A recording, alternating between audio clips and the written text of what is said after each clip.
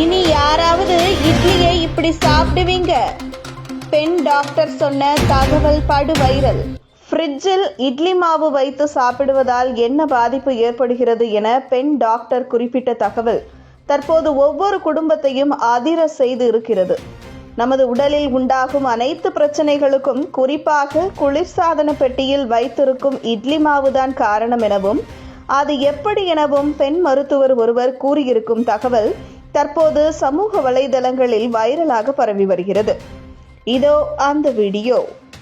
எல்லாருக்கும் ஆச்சரியமா இருக்கும், என்னடா இட்லி சாப்பிட்டு சைடு எஃபெக்ட்ஸ் இருக்கா, என்ன புதுசா சொல்றீங்களே அப்படின்னு சொல்லிட்டு எல்லாரும் கேட்கலாம்.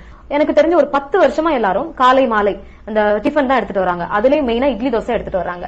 இந்த 10 வருஷமா தான் நிறைய அசிடிட்டி, நிறைய அல்சர் பிரச்சனை, ஜர்டன் சொல்லக்கூடிய பிரச்சனை, அதுக்கப்புறம் பாத்தீங்கன்னா குடல் புற்றுநோய்கள், குடல் சம்பந்தப்பட்ட பிரச்சனைகள், வீசிங், அதுக்கப்புறம் மூல பிரச்சனைகள், வாயில இருந்து ஆசன வாய் வரைக்கும் நிறைய பிரச்சனைகள், இது மாதிரி நிறைய பிரச்சனைகளை நம்மளால பார்க்க முடியுது. அது மட்டும் இல்லாம உடல் பருமன் ஆகுறது, நிறைய சுகர் பேஷண்ட்ஸ், கை கால் வலி, மூட்டு வலி, இதெல்லாம் நம்மளால நிறைய பார்க்க முடியுது.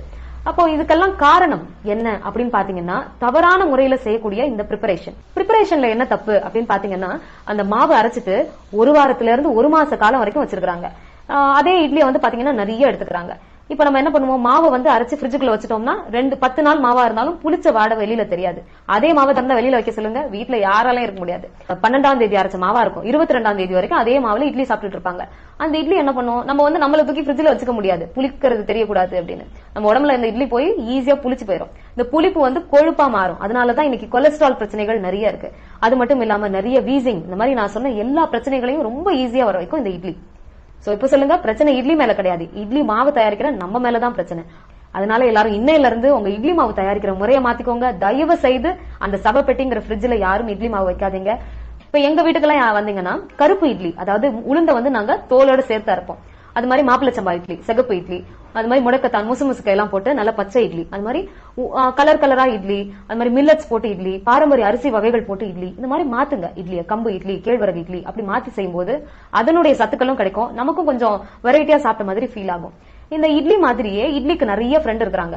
இடியாப்பம், புட்டு, பொங்கல், உப்மா, கிச்சடி, கூழு, கஞ்சி அப்படின்னு நிறைய பேர் இருக்கிறாங்க. இவங்களுக்கு எல்லாம் பெருசா டே எல்லாம் கிடையாது. அதனால தயவு செஞ்சு இவங்களையும் உங்க சாப்பாட்டுல இன்க்ளூட் பண்ணுங்க. சோ ஒரு நாள் இன்னைக்கு இட்லி அப்படின்னா நாளைக்கு கூழ், மறுநாளைக்கு பாத்தீங்கன்னா இடியாப்பம், அப்புறம் கஞ்சி, அப்புறம் புட்டு, அடை, கஞ்சி, கூழ், இந்த மாதிரி உணவுகளை நிறைய சாப்பாட்டுல எடுத்துட்டு வாங்க. வாரம் 1 முறை இல்ல அதிகபட்சமா 2 முறை இட்லி எடுத்துக்கோங்க. அதை தவிர்த்து மற்ற உணவுகளுக்கும் இடம் கொடுங்க. நல்ல உணவை எடுத்துட்டு நல்ல நம்ம எல்லாரும் ஆரோக்கியமா இருக்கணும். Choose the right. வாரம் 1 முறை இல்ல அதிகபட்சமா 2 முறை இட்லி எடுத்துக்கோங்க. அதை தவிர்த்து மற்ற உணவுகளுக்கும் இடம் கொடுங்க. நல்ல உணவை எடுத்துட்டு நல்ல நம்ம எல்லாரும் ஆரோக்கியமா இருக்கணும். Choose the right.